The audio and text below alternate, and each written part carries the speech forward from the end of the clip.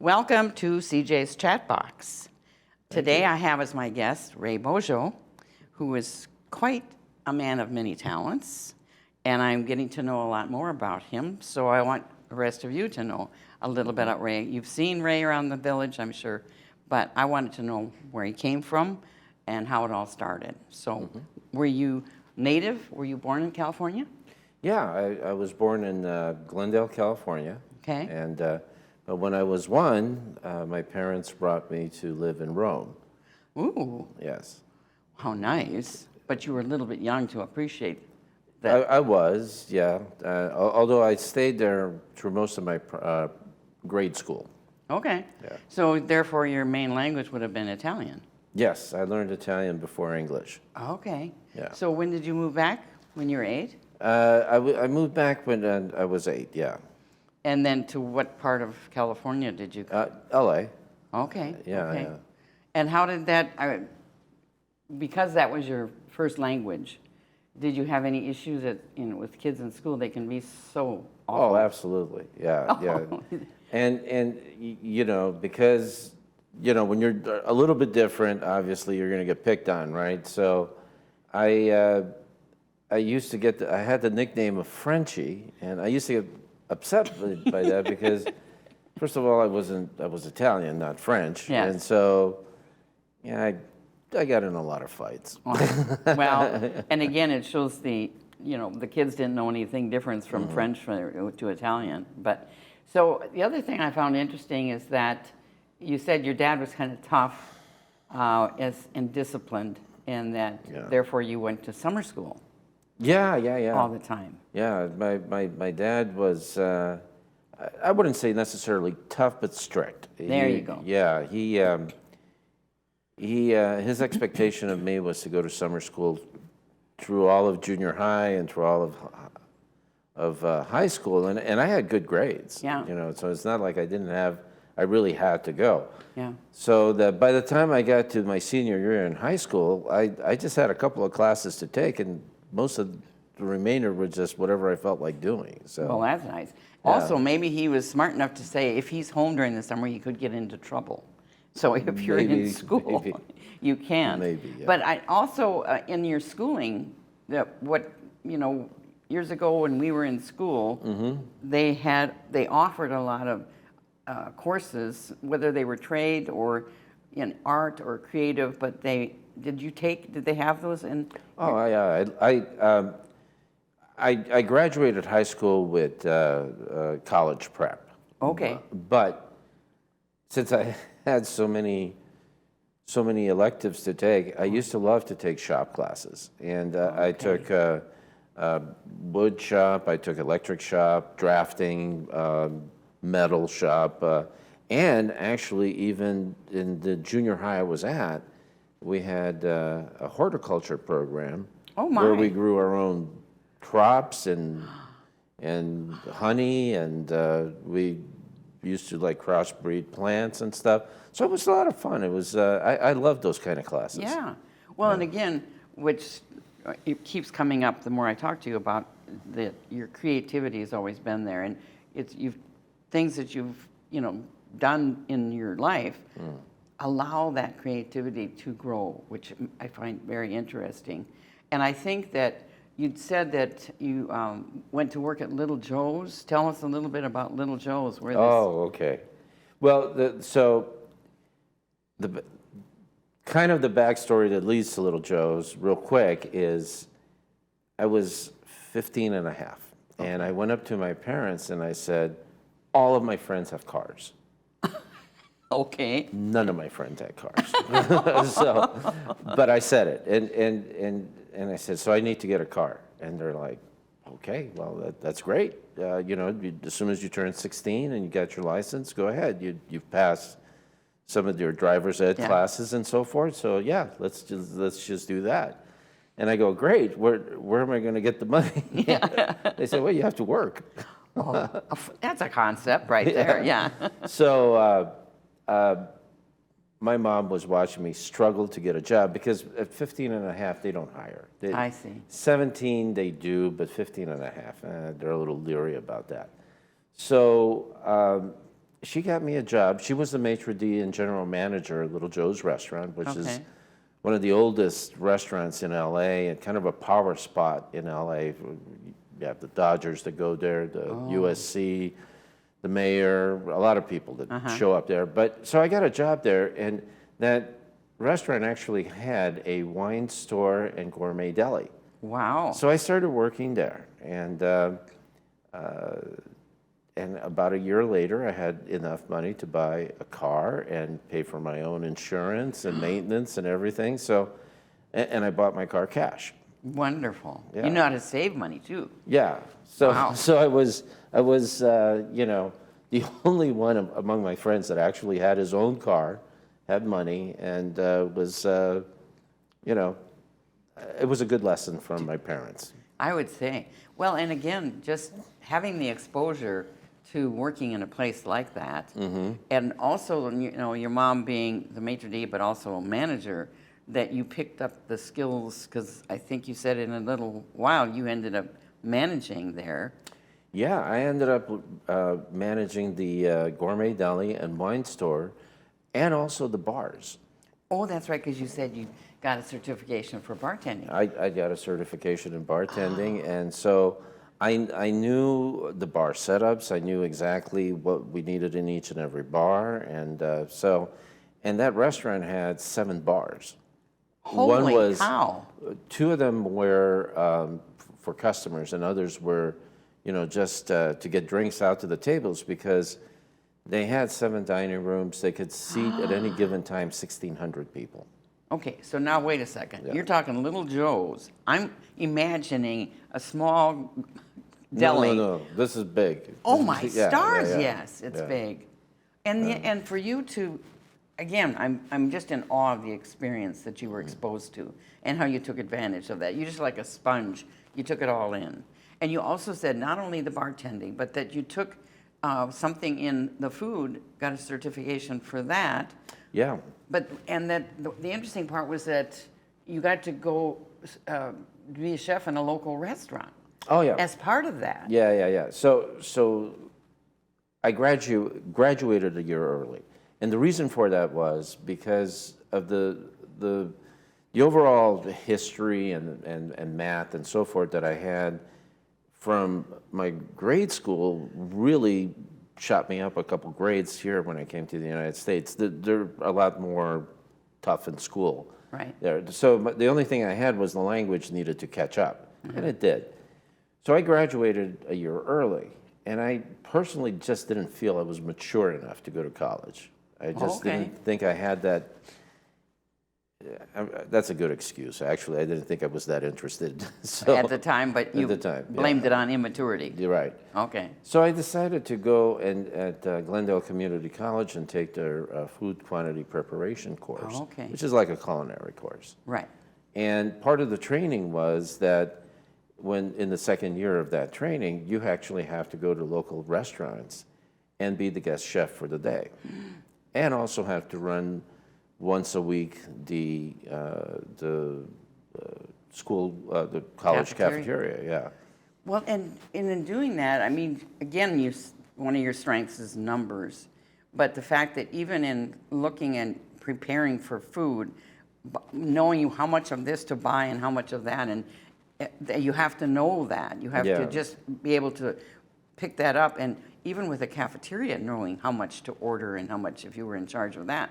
So I just see all of this stuff. It's just like constant steps furthering you in so many different ways, and fun at the same time. It sounds like you were enjoying. Well, all I of was that. having a blast. I love that. It's fun to be in the kitchen. I still love being around the kitchen. I love to invite friends over to my place and prepare food and stuff like that. So it's you know, prepare cocktails and things like that. So yeah. Well, and the other thing, I know you said that you do this, but mainly just, you know, for your friends and family and so on. But the fact that you still use the original recipe, but you like to tweak it a little bit with certain things. Yeah. And to me, that's again the creative part of, you know, even creative cooking, is that if you can't add a few different seasonings or tweak it just a different way, because every time it should taste a little bit different than it did Yeah. the last time. Yeah. And I find that, so with all this creativity, with all the food and all the wine experience and managing, all of those things, then all of a sudden some guy from Merrill Lynch says, Yeah. says what? So what had happened is by then I was managing the store and so forth, just kind of managing the bars and I was getting close to finishing my bachelor. Okay. So this one customer that had been going to Little Joe's for many, many years and had kind of power lunches there himself to talk to clients. He was a futures trader. Oh, okay. And he was actually a vice president at Merrill Lynch. And he said, I've dealt with you several times. You seem pretty good with numbers. So have you ever thought of being a commodity trader or a futures trader? And because we're looking for people that have your qualities. And so I went and interviewed, and I got the job. So it was at first it was to start in the back office just to understand how the trades happened, and then after that I did some equity raising, and then I actually traded some accounts out of trouble, and then started doing some of that work as a trader. However, it wasn't really the direction I wanted to go in.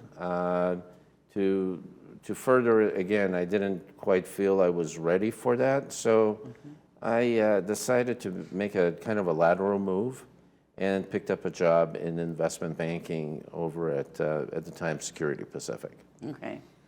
So again, I'm impressed by your self-knowledge of, I don't know that I'm quite ready for this, and to hold yourself back instead of jumping off a cliff and then saying, oop, I guess I should have waited a bit.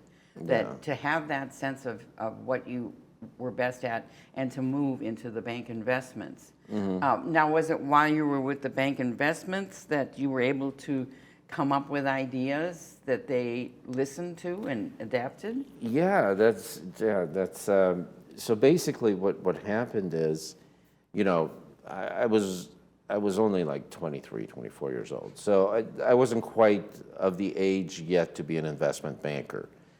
So what they usually do, they put you to work with the operations area, with the traders, to understand better how the business works. Okay. And but because I had a solid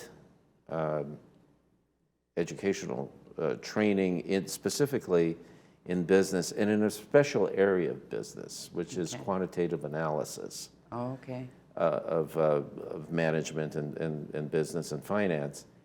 I was, and I had computer skills, which were very rare back then. Yes.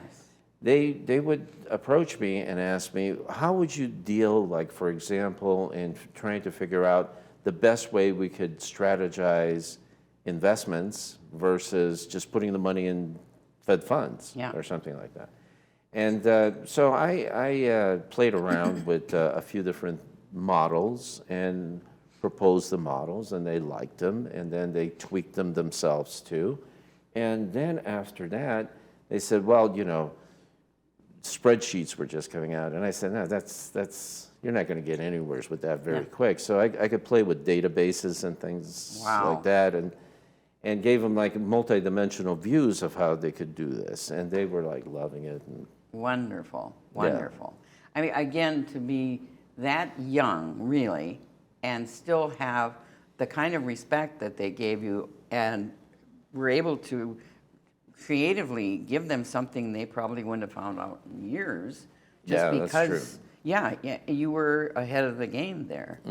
Now, you did end up getting a master's, did you not, as well? Yeah, as I was in banking, I did get my MBA in management from Woodbury University, and But no, and that leads me to your meeting or your involvement with the Chinese consulate, how that happened, and what you did there, because again, there's just so many steps to what you're in and how you move those along. How Yeah. did that all happen? Well, I finished my master, and I was 26 years old and about to become a vice president, which was pretty young. And I just looked around and I go, maybe I'll go try something else for a while. And I could always come back to this. And I had made some contacts with the Chinese Consulate in Los Angeles. And through those contacts, I managed to be able to provide a program through the Foreign Experts Bureau of the People's Republic of China and also the Ministry of Finance and Economics of the People's Republic of China to set up a program or a pilot program that would teach in English a program that taught subjects like, for example, cross-cultural negotiations, technology transfer, international negotiations, foreign trade, international. Sounds like international law. There was, Yeah. there was a sort of a business law component to Right. it. Yeah. So I came up with a program. They gave me a pilot to teach at a university in southern China. Okay. Under the Ministry of Finance and Economics, and they loved it.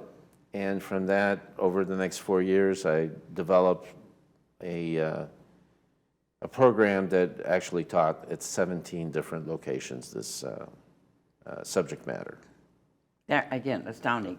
And also, I think, didn't you teach like Americans to go over there to teach these courses then? Yeah. So what happened is that obviously I couldn't teach at 17 Exactly. I was different gonna say, locations. you can't be everywhere. So I negotiated, and they said, okay, well, we'll give you a budget to be able to go to the United States and recruit some people that would be interested in coming here. We'll pay them like foreign experts, better than the teachers. Actually, we got paid like 6 times more than their highest paid professors. Wow. And we'll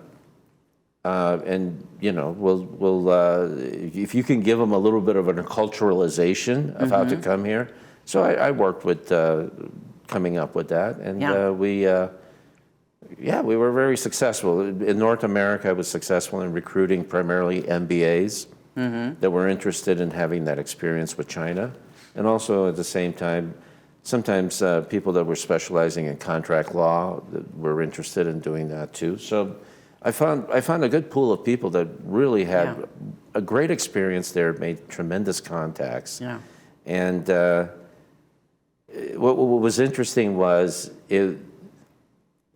this was like the late 80s to early 90s, and we were literally teaching free market economics. Really? And they were loving it. Yeah. Again, I just am amazed at the traveling you're doing, the education that you brought with that, but the whole time you're doing all these things, part of all that is learning and being educated at the same time. You're learning more and more about different cultures, but also now you're teaching teachers, you're teaching people what to do in this economic field in China. So I find that just absolute, and that's where I think I said, well, did you ever have time to get married? And he said, you took a little while before you did get married. Yeah. You were too busy. I was too busy running around doing interesting stuff. Yeah. So, but I ended up getting married when I was 37 and stayed married until I was 54. Okay. Yeah. Okay, and I was mentioning that if you have an Italian mom that's always beating on you, where are my grandbabies? Where are my grandbabies? That's right. Yeah. And when are you going to get married? When are you going to get married? That tends to be what, at least my understanding of that. So, then when did you move to? Well, first of all, I want to talk. When did you move to the village? How many years ago have you been here? I'm going on my 9th year. Okay. Yeah, I moved here when I became a resident here when I was 54. Okay. and just about to turn 55. So There was a reason why you picked this? Was this, how had you heard about the village? well, my mother lived in the village, Oh, she did? as well as my dad. Oh, And okay. my dad by then had moved over to Las Palmas, and my mom said it'd be great to have you around, Oh, right. because she was getting up in age Yeah, herself, and so. And I said, "Yeah, I'll stick around here for a while and then go someplace else." But then I really got to liking the village and Right. decided to stay. And got involved in a lot of things, which we'll talk about in a minute. But I also wanted to find out, because first time I saw you, I think, was either at Clubhouse 5 or at TGIF, and the dancing. I mean, Yeah. we have to talk about the dancing. So when did you first start dancing? Where did that come from? Yeah, so when I was 17 years old, I managed to get kind of a fake ID. You said that very quietly. Yeah. And there was this one, and I looked a little bit older. So there was this disco Love disco. in Eagle Rock, close to Glendale. And I honestly think they knew it was a fake ID, but They didn't care. but they didn't care. They just let me in. And I remember the first night I went there, and I was just watching these. This was around midnight or so, and there was these people coming in that could dance unbelievably. I mean, this was it was in couples, and it wasn't freestyle dancing. And I found out they were dancing hustle, a couple variations of hustle, like the West Coast and the New York style hustle, then West Coast swing, and they were dancing salsa. And I was watching this, and I was going, "This is amazing." Oh, wow. And I can do this. Oh. I just felt I could do it. So I started watching, and I'd ask girls to dance, and some of them would say, "You don't know what you're doing." But eventually I managed to get one that took a little pity on me, and we started practicing together. And we started winning some dance contests in the area. Oh. And so we would win some in hustle, we would win some in salsa, and that's where I started. Oh, my star. And how old were you? I 17? was 17 until about 21. Then I kind of dropped it for a while. And then in my 30s, I decided to pick up ballroom. And so I studied that for a while. Okay. But it really didn't go very far with it. And but I knew it. And so when I finally moved into the village, I decided, this is the time of my life where I really want to do something with my dancing. Yes. And so I started studying it formally and really well. I started doing showcases and then competing in team matches and then competing in small competitions around here and eventually nationally. And Did you go to certain studios, or were you self-taught? Where did you learn your ballroom and so on? Where did you take classes? I studied at different studios at first. I was kind of feeling my way around and landed on a studio called Lawn Dance. Okay. Which was the lawn dance I was going to was in Laguna Niguel, run by Patricia West. However, when COVID hit, a lot of studios had to close because there's just not enough business. But so for a while I was training with someone that was primarily and competing with an independent, and we just would rent floor space. Oh, I see. And then after that, Patricia West opened up here in Aliso Viejo a studio, again, about 2 years ago, called La Vida. Okay. And that's basically my home studio where I train with, primarily, Well, it's interesting because when you said that when you went to this disco place, to me, disco didn't stay around long enough because I was tired of the freestyle and was back to couples actually dancing together. Yeah. And that's nice. But the thing of it is that you have to have a couple that practice together to really do it well. You need to have someone that knows your moves and so on. And because people have danced alone for so long, and now we still do that with line dancing and so on, that to dance close with someone, to relax enough for him to lead, because you're used to just dancing on your own. Right. That takes some doing, because you have to be able to lean and trust and move exactly the way you're being moved. So, and I know you're involved and you've started your own, you have a deluxe nightclub here Yeah, that you have usually every month, do you not? I have it every fourth Wednesday of the month. Okay. And our format is general dancing, and we want to make it very inclusive for everybody, whether you're good at couples dancing or not. Yeah. You know, that's fine. The music is kind of a combination or a mishmash of everything, but for some reason it works really well for us. Yeah. And then in the middle of the event, we break and we have a showcase where I invite Okay. friends of mine that are professionals to come and do. I mean, the level of the quality is like Dancing with the Stars. In Wow. fact, some of them have been people that have been Right. part of Dancing with the Stars. Yeah. And sometimes they'll dance with an amateur, but when I say amateur, these are amateurs that are very high ranked That in the still know what competitive they're world. doing. Yeah. Yeah. They could easily eventually become professionals themselves. Yeah. So that's kind of fun, and we always have appetizers or pizza or something. Yeah. And then after the showcase, we go back to general dancing. Yeah. Well, and the thing that's so beautiful about the village, I'm not, I haven't gone to other retirement communities to see if they do the same thing. But the dancing here, besides the dance clubs that they have, but the amount of music that's offered in the village and the amount of people that are actively out and dancing is so good for them health-wise and otherwise. I mean, Yeah. when I read about 2 things you can do to stave off, Alzheimer's is ballroom dancing and crosswords. And it has to do with the counting of the steps when you're dancing, that you have to know those steps and they change. And so that's why ballroom specifically is helpful for that. So I know that, having these clubs here and having a regular outlet to do that is fabulous. So that brings me a little bit to Twin. Ah, yes. Uh-huh. Did you meet her here? Did you teach her to dance? Tell me about Twin.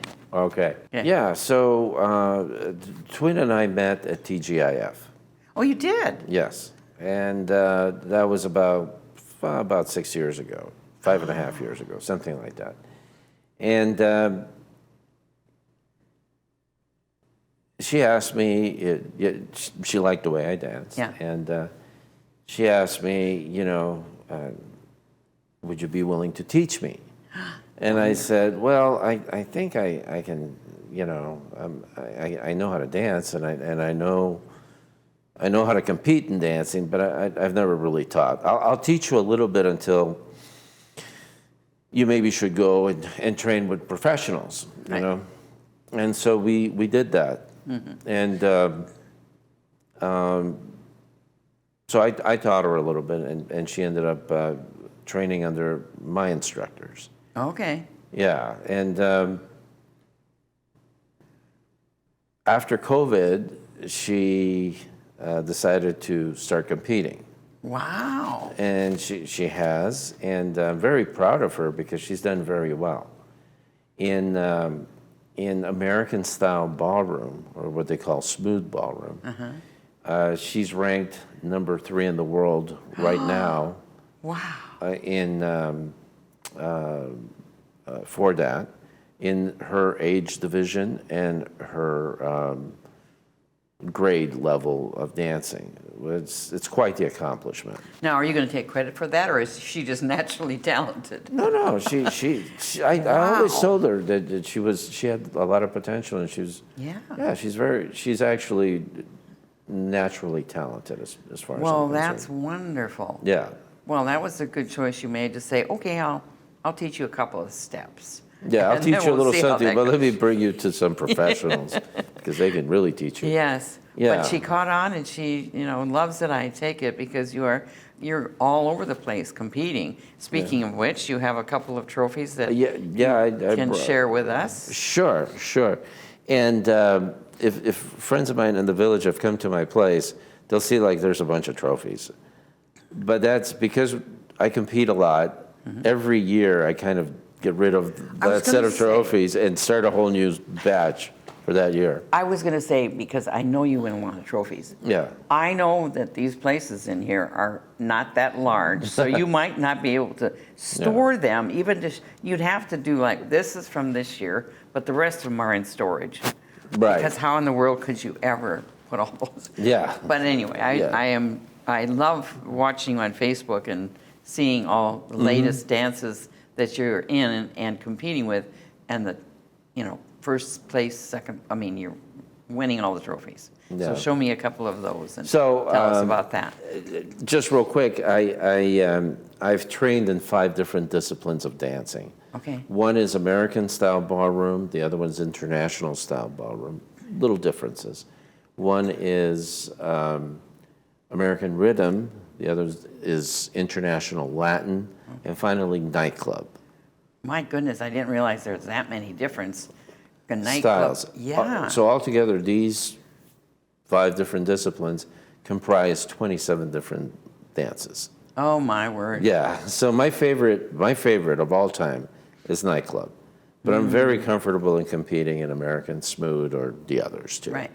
But the one that I like is this one, which Oh, look at this the year, bling. Yeah, this was for nightclub competition at looks the like Emerald competition, which is a very large North American competition. So to get that award, it takes a little bit of effort. Yes. So, Now, when you do these competitions, about how many couples are in the actual competition? in this competition, I would have to say there were maybe about 100 couples.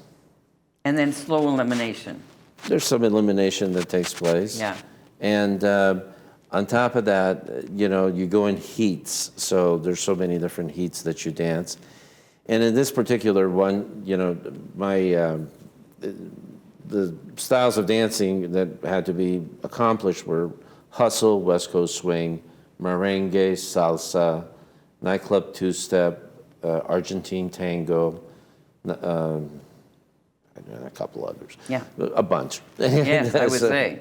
And so, yeah, that was a fun award to win. That one you should keep off. That's a gorgeous trophy. Because I guess I like all the bling and everything. Right. And what about one of the others here? And so, again, at Emerald gives out really nice-looking trophies. That is pretty But nice. the best trophies are the ones, well, I shouldn't say this. Another competition that gives out great trophies is the Royal Ball, which is given at the Biltmore Hotel in L.A. Oh, my. once a year. And their nightclub competition trophy is this tall, but I don't want to bring it because it's cumbersome to do. Yeah, that's a bit large, but how fun. But this one here is for competing in Latin style dances. So that would be cha-cha, rumba, jive, samba, and paso doble. Oh, Paso Doble. So That is gorgeous. That's a gorgeous trophy as well. Top student in Latin. And then, I have other trophies, but this one I actually just won in Hawaii, which actually has nothing to do directly with dancing. But it is a trophy that there was an organization that was started by people in the dance industry called We Stand With Ukraine.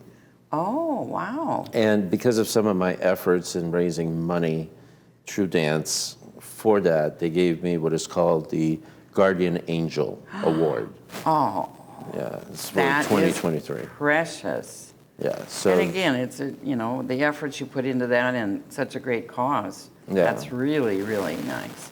So on all these competitions that you've been in, Twin is in a lot of competitions at the same time that you're in? Yeah. And normally you're not together, right? No, we've occasionally have danced at what is called amateur, Okay. where you have 2 amateurs dancing together. But I usually dance pro-am, Okay. And I have a couple of different professionals that I dance with. So, Okay.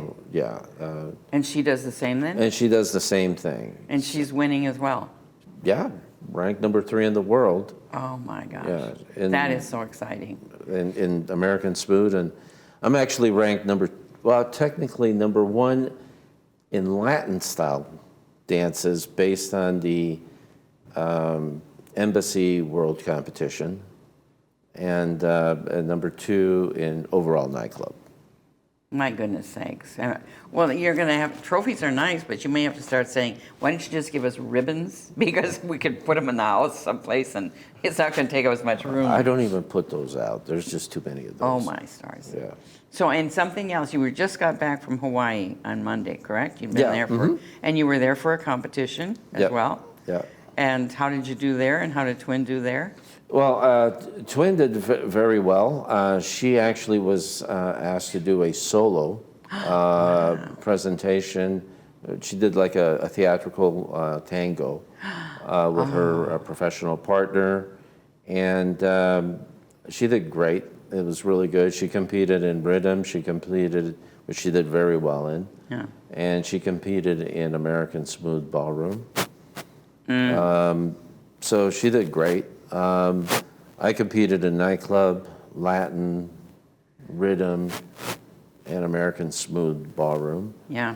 And I was also invited to do like kind of the keynote solo for their 30th year celebration, which is usually something that's only reserved for professionals. Wow. So, Well, that's nice. Yeah, but it was quite the honor. So I would think so. Yeah.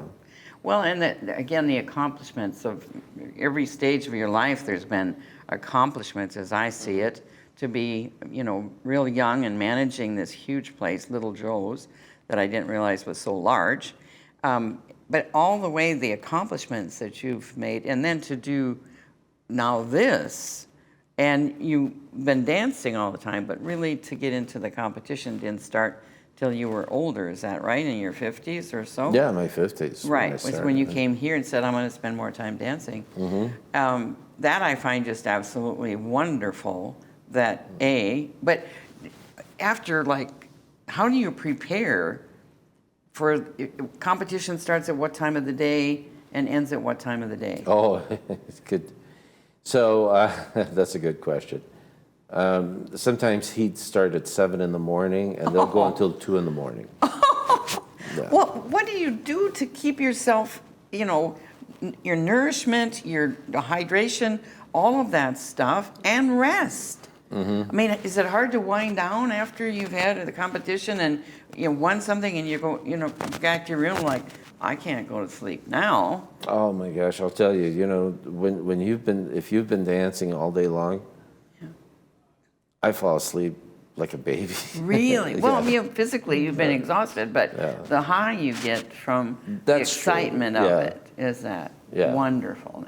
I just applaud you for that because I love Thank you. dancing myself. But there was also something else that was special about your Hawaiian trip. Ah, yes. Tell us about that. So, and now Twin knew that we had some engagement thing that was going to happen in Oh, she Hawaii. did. Okay, but she didn't know the particulars, didn't know any details, nothing. When, on a Saturday evening, which was the last evening of the competition, when we did our solo presentations, the owner of the competition went and got Twin out of the audience and brought her to the floor. She had no idea why she was coming onto the floor. And I had just come off the floor from doing my solo, and I came back on. And then I think it dawned on her, something's happening here, right? So she was all like, didn't even know how to act around it. She was like giddy. That's a good word, giddy for her. Yes, it is. And so, I proposed to her in front of everybody there. It was, I don't know, a few hundred people. And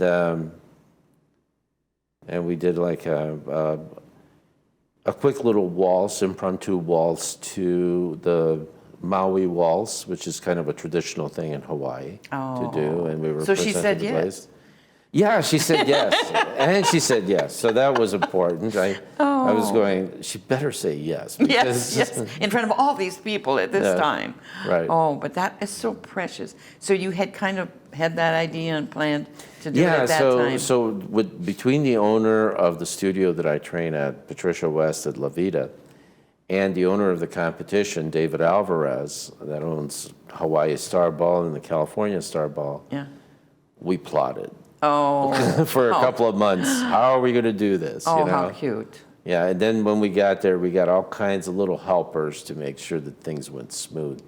And that she wasn't made aware of anything. Right. Oh, that's nice surprise, let me Yeah, tell you. yeah. So is she off the, she's still on cloud nine, or her Oh, I feet think touch she's the still ground on now? cloud nine. Oh, isn't that Yeah, wonderful? Yeah, she was very, it took her, she knew something was happening, but really had no idea how it was happening. Oh, well, that's nice. Yeah. Well, I'm very proud and happy for both of you. Well, thank That's you. really Thank special. you. And to have found someone, a partner in dance as well as now in life, Yeah. that's even extra special. Who would have thunk? Yeah. At TGIF yet.